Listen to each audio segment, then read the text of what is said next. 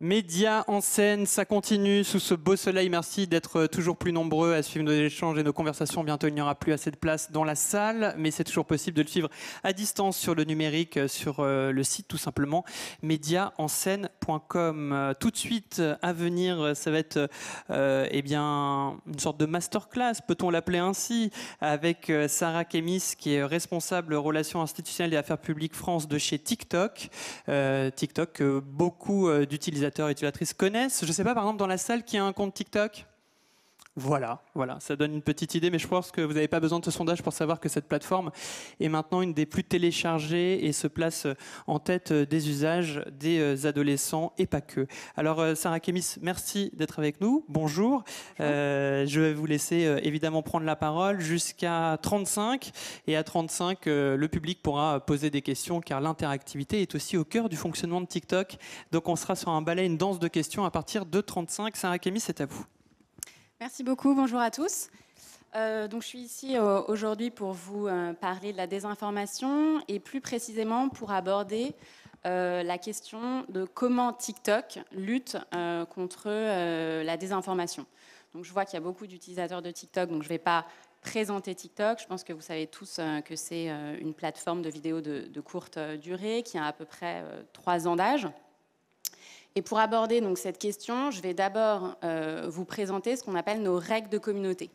Les règles de communauté, c'est une sorte de code de bonne conduite, on peut appeler ça comme ça, qui liste les contenus qui sont interdits sur TikTok. Donc bien sûr, les contenus violents, sexuels, pornographiques sont interdits sur TikTok, mais ce n'est pas l'objet aujourd'hui de ma présentation. Et la désinformation fait partie des contenus qui sont également interdits sur TikTok. Je vais entrer un peu plus dans les détails pour vous expliquer ce qu'on entend sur TikTok, chez TikTok par la désinformation. Donc tout d'abord, il y a la désinformation médicale. Exemple qui va tous vous parler, l'ail, l'eau de Javel guérit du coronavirus. Donc ça, c'est un contenu qui est interdit, bien évidemment, sur TikTok. Ensuite, il y a la désinformation liée aux élections. Exemple, la désinformation va circuler sur la tenue du scrutin. Des contenus vont communiquer de fausses dates, dans le but d'empêcher les citoyens de se rendre aux urnes. Donc ça, c'est un exemple également de contenu interdit sur TikTok. Ensuite, il y a la désinformation pouvant causer des mouvements de panique dans le monde réel. Je vais prendre aussi encore un exemple concret qui a eu lieu pendant la crise du Covid-19. C'est de faire croire qu'il y a un mouvement de pénurie dans les supermarchés. Et donc, ça va créer des mouvements de panique. Et ensuite, vous avez ce qu'on appelle les fausses nouvelles. À proprement parler, ça va être un contenu qui va reprendre les codes d'un média traditionnel, que ce soit une presse écrite ou télé, et qui va changer le contenu. Donc, par exemple, l'auteur de ce type de contenu va apposer le bandeau France Info en bas de la vidéo pour faire croire que c'est un contenu qui provient de cette source, et ça ne l'est pas. Ou reprendre tous les codes d'un article d'un grand quotidien français et changer le contenu. Donc ça, c'est un autre exemple de contenu qui est interdit sur TikTok. Et ensuite, vous avez tous les contenus, bien évidemment, complotistes, pouvant créer des mouvements de panique, mais aussi particulièrement dangereux. Donc, une fois qu'on a posé ces règles et qu'on a dit que ces contenus étaient interdits, on peut se demander comment ils n'accèdent pas effectivement à la plateforme TikTok. Donc, ces contenus, ils sont interdits grâce à un système de modération. Donc là, je vais aller assez vite. C'est un système de modération en 2 temps qui s'opère via algorithme et qui va reconnaître certains contenus à la fois audio, vidéo ou texte, et les contenus vont être filtrés et ne vont pas apparaître sur la plateforme. Et ensuite, dans un second temps, une modération via des modérateurs donc, humains qui parlent français et qui vont venir affiner cette modération grâce à leur compréhension du contexte français économique, social et culturel, ce que, évidemment, la machine n'a pas. Donc ça, c'est pour nos règles de communauté. Et on encourage aussi régulièrement les utilisateurs à signaler les contenus qu'ils pourraient voir sur TikTok et qui pourraient être liés à de la désinformation. Donc une fois qu'on a ces règles, c'est bien, c'est très bien, mais on considère chez TikTok que ce n'est pas suffisant. Qu'au-delà de ces règles, il faut surtout sensibiliser nos utilisateurs sur la question de la désinformation et des fausses nouvelles. Qu'est-ce que la désinformation? Qu'est-ce qu'une fausse nouvelle? Comment les reconnaître et ne pas en poster, ne pas les diffuser. Et donc la sensibilisation, elle passe par plusieurs volets. Je vais vous en exposer deux. Ça peut être via le développement de fonctionnalités au sein de l'application ou via des campagnes de sensibilisation qu'on mène avec des experts, notamment des associations. Donc sur le développement de fonctionnalités, très récemment, il y a quelques mois, on a sorti une fonctionnalité qui s'appelle en anglais Know the Fact, donc connaît les faits, et dont l'objectif est de pousser l'utilisateur à réfléchir, à s'interroger avant qu'il ne poste un contenu. Et un certain type de contenu, je vais vous expliquer lequel, lorsque l'utilisateur s'apprête à poster un contenu qui n'a pas pu être vérifié. Donc dans quel cas, par exemple, le contenu porte sur une attaque terroriste, par exemple, qui est en train de se faire. Personne ne sait véritablement ce qui est en train de se passer. Dans la plupart des cas, on a les infos quelques heures, voire quelques jours après. Et dans ce cas-là, on va envoyer une notification à l'utilisateur en lui disant « Es-tu sûr de vouloir poster ce contenu dont les faits, aujourd'hui, ne sont pas vérifiés ?» L'objectif, bien évidemment, est que l'utilisateur ne poste pas le contenu et s'interroge et se dise « C'est peut-être pas une très bonne idée ». Si l'utilisateur ne poste pas le contenu, tant mieux, on a réussi notre mission.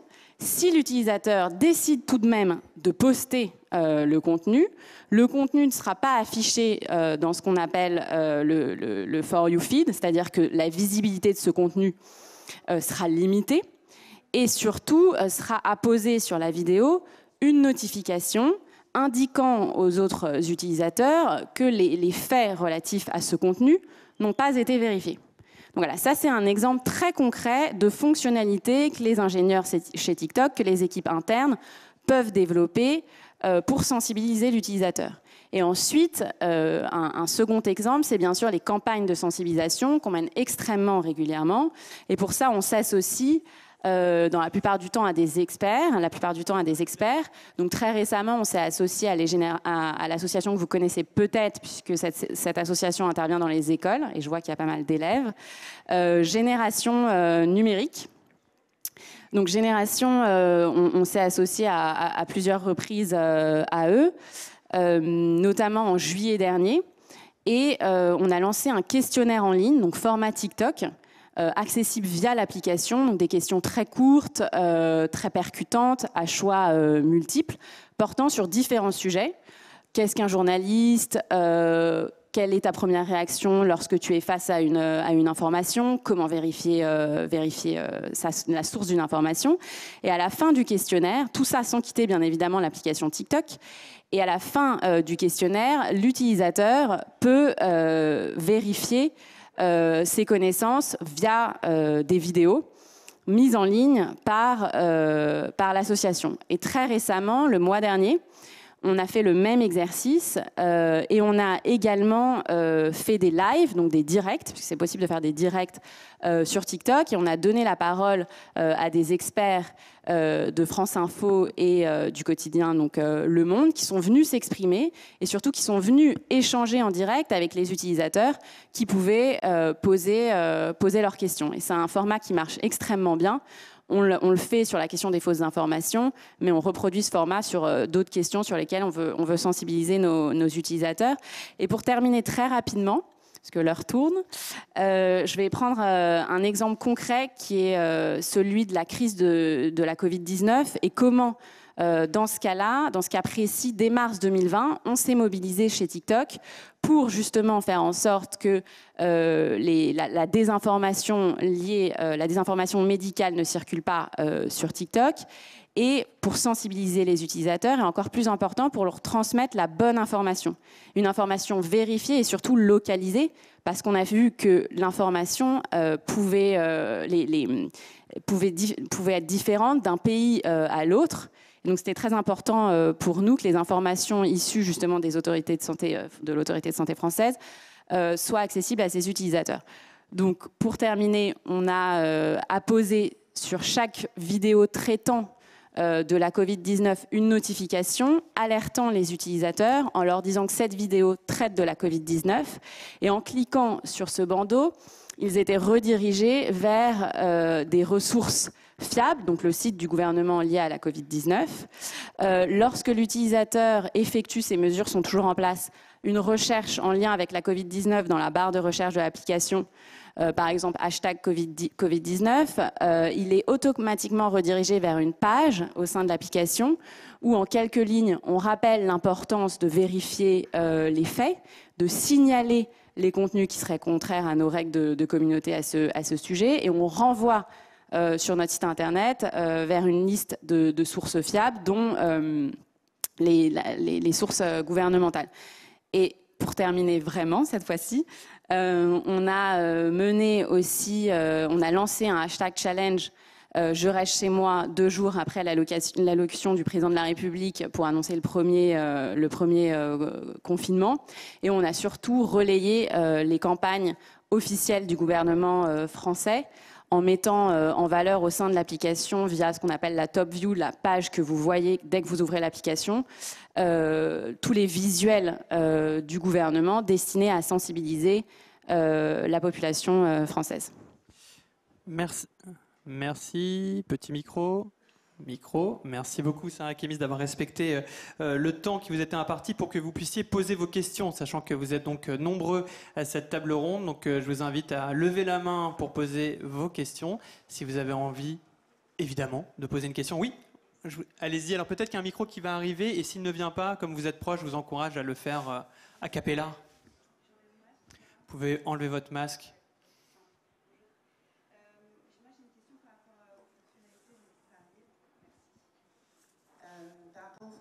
À la fonctionnalité en particulier Know the Fact dont vous parliez, comment est-ce que vous faites pour justement choisir les informations à partir desquelles vous allez ensuite envoyer une notification pour dire êtes-vous sûr de vouloir poster cette info qui n'est pas vérifiée?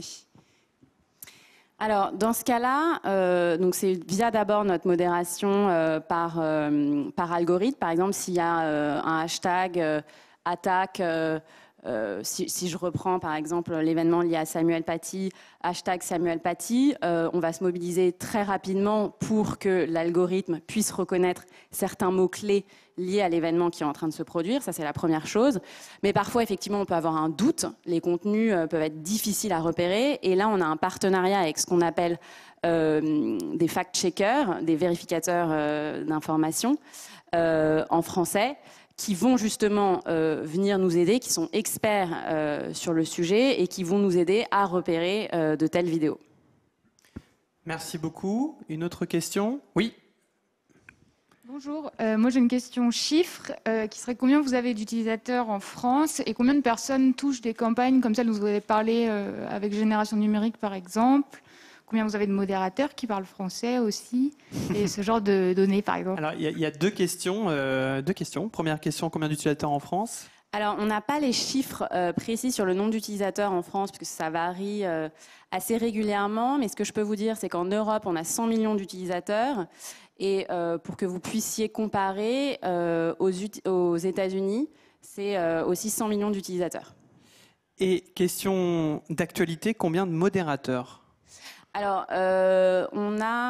j'ai pas le chiffre exact en tête, mais ça aussi, on cesse de recruter des modérateurs. C'est notre priorité parce qu'on ne veut pas que de tels contenus soient disponibles sur TikTok, mais j'ai pas le chiffre en tête aujourd'hui. Quand vous dites recruter, vous recrutez vous personnellement ou vous passez par des agences de prestataires de services comme beaucoup de plateformes?